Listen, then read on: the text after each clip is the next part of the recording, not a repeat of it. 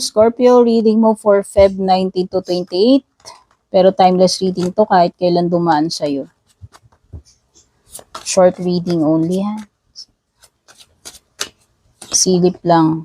Gemini, Libra, Aquarius energy. Taurus, Virgo, Capricorn energy. Scorpio, tigilan mo na yung pag-iisip dito. Andiyan na naman yung mga overthinking mo.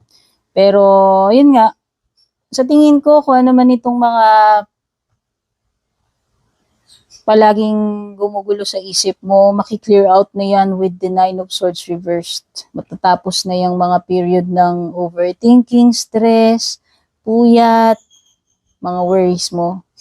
Sa wakas, kung ano man ang magiging reason yan, basta matatapos na yung mga yan. It will soon be over. 5 of Pentacles, tingin ko mag-save ka ng money.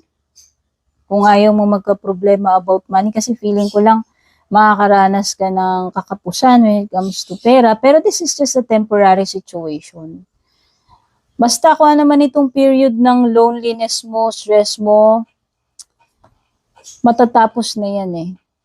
Ayan o, magkakaroon na ng opportunity darating sa'yo. So, make sure na ready ka dito sa opportunity na to. Temporary situation man lang yan, kung ano man yung pagdadaanan mo na yan. Okay?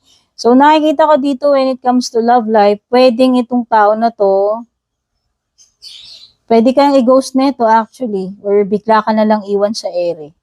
Indianin ka, iwan ka, i-ghost ka, bigla na lang hindi magparamdam, alam mo yun.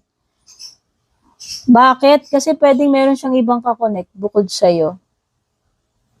Hindi ko alam kung ginagawa ka lang ng option o pinagsasabay kayo.